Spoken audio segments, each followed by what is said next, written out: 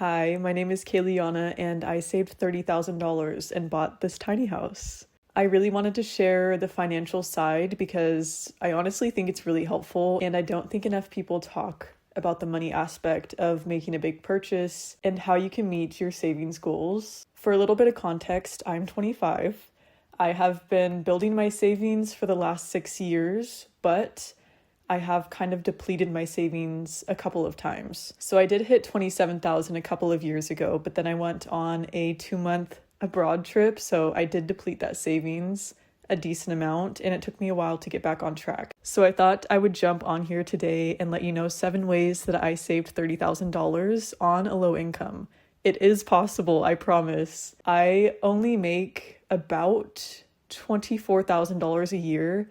Some years during the time of saving have been less, some have been more, but I'd say that's like my average, which is pretty low income. I was still able to meet my savings goals, so it's 100% possible on a low income. I don't have any kids, so that does make a difference, but I still believe that it's possible with the right mindset and the right tools. I have my notes down here because I didn't want to miss anything. I'm not a financial expert by any means. The most I can offer is that I have an associate's degree in business and that I took a personal finance class. I'm not an expert. This is just how I made it work for myself. So the first tip, I wish I would have started sooner. I invested in a certificate of deposit with my bank, and this is super easy, no risk involved. A family member of mine just started a certificate of deposit a few years ago, and I thought I would just try it out and see how I like it. If you're not planning on using your savings for a longer period of time, say 3 months or longer, then I highly recommend going through your online banking or through your bank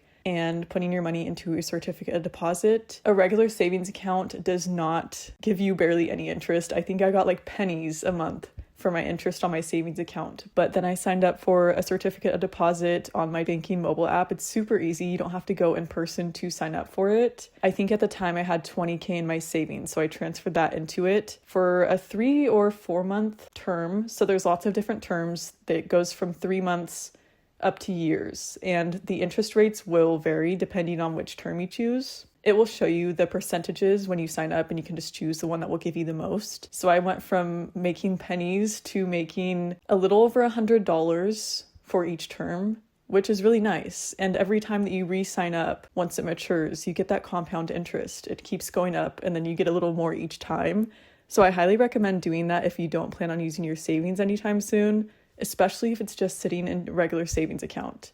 This is a super easy way to just make some extra money while your money sits there. Make sure that you do pay attention to the dates that your CD matures because it will just automatically renew itself, and usually it's a lower interest rate. So once it does renew, you do have to go in person to your bank just to have them pull it out and they can transfer it for you. But it's super easy and fast and honestly not that hard. Just make sure you do that so you get the highest rate every time. I didn't have my money in a CD super long. I think maybe like 1.5 to 2-ish years, but I made probably like $700, so it did make a difference. So the biggest way that I did save money is really living below my means. This is going to be the most helpful, especially on a low income, but the biggest way to save money is to live with another person or live in a trailer on someone's land. I have always done this. I've either lived with partners and split rent, or I lived on a trailer on my grandma's property and she didn't really charge except for power. So if you do want to save money faster, this is the best way. Instead of pouring, say, $1,200 into rent, you can split it down to $600 and save the other $600 for yourself.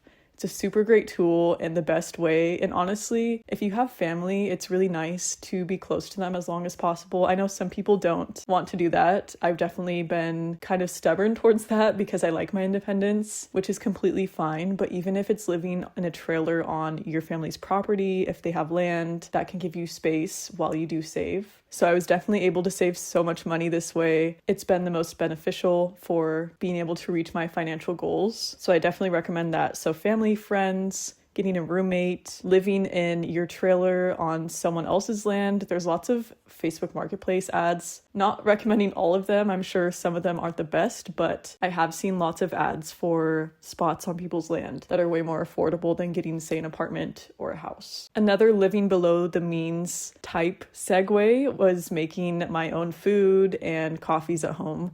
which I know lots of people say this in financial advice videos, but it's really true. Food adds up so quick, especially restaurants and bars. I never go to bars, and that's probably saved me so much money. Not saying that you can't go out and experience life and have fun with friends, but even cutting down to only going out once or twice a week versus, say, if you go 4 or 5 times, will save you so much money. With food prices being crazy and having to pay tips when you go out versus just cooking at home, it makes such a big difference. Most of the time, home-cooked food is going to be more nutritious, and you can see where it's made. You're making it with your own hands, so I already enjoy doing this as a person, but it has benefited my savings a lot. So for jobs, I have been in a very interesting relationship with working for the last 6 years. I go in and out of phases of working regular jobs and then working for myself.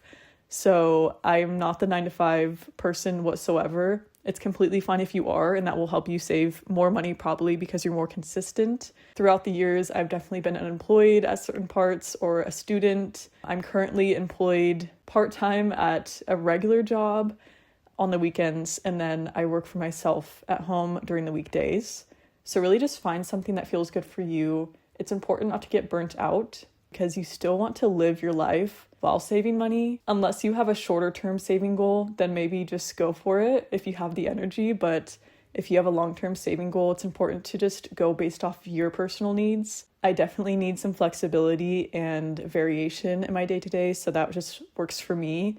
This also, I think, helps me save too because I have multiple streams of income. So if you do want to have more flexibility and maybe work from home more, there's so many options nowadays to work online. I personally sell clothes on Depop and I resell, which I know a lot of people don't like, but that's not the point of this video. That's just how I make my weekday money. Going with jobs though, I have worked multiple tip jobs.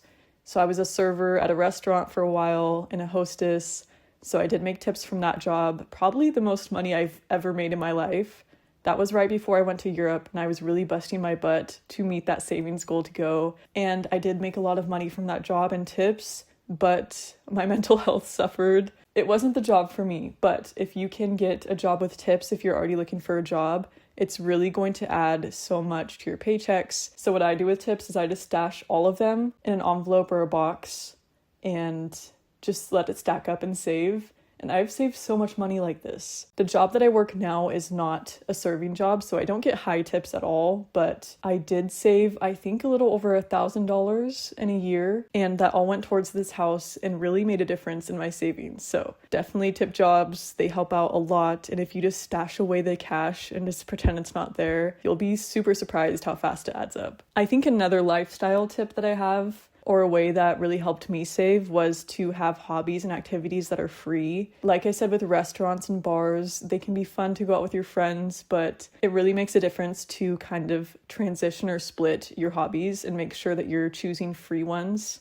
as much as you can. I think during the spring and summer, it's really the perfect time to take advantage of free activities, especially if you live in cities. There's lots of free clubs or groups to join based on activities that you enjoy. You can have a cute little picnic with food that you made at home and meet up with your friends and just hang out in the sun, draw, have an activity. And I think lots of people feel pressured to say yes to activities that do cost money, but I swear if you invite your friends on a free activity day, I'm sure they'll say yes and have so much fun. If you aren't getting invited to do free activities and you really want to save, be the one that invites your friends to do so. Most free activities, in my eyes, are things outdoors.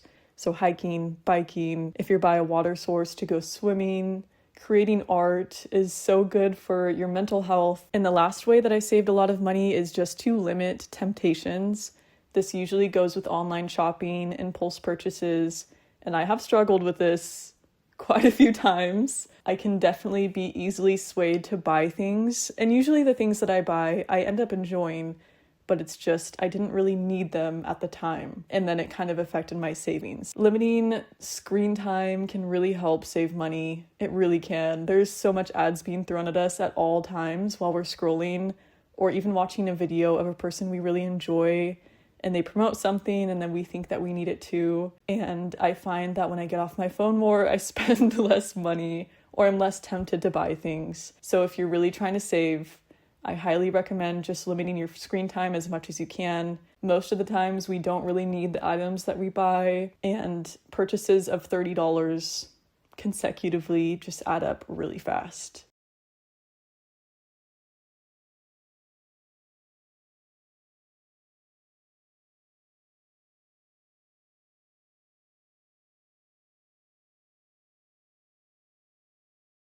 That is 7 ways that I personally saved $30,000 as a low-income person. These have helped me so much, and I'm going to be using these again because now I want to save for land. So back in it, saving money, and I constantly learn new money saving tips as I get older. So it's really nice to learn how to invest my money in new ways. Hopefully I can save another 30K even faster than I did last time. I will be documenting a little bit of the financial aspect of me saving for land. So if you want to follow that journey, I'm going to have a tiny house playlist eventually as I post more content about that. It's going to be tiny house renovations, but also I want to talk about financial aspects a little bit. So yeah, if you want to follow that journey, subscribe, check out the playlist down below if I already created it. If not, I will eventually post financial content because I know a lot of people are in the same boat trying to save for a house or land. And I just want us to all reach our goals and live our dream lives. So anyway, thank you so much for being here and watching today's video. I'm going to post a regular vlog next week. I just really wanted to sit down and kind of talk about finances with you. So I hope you're well. Thank you for being here. Bye.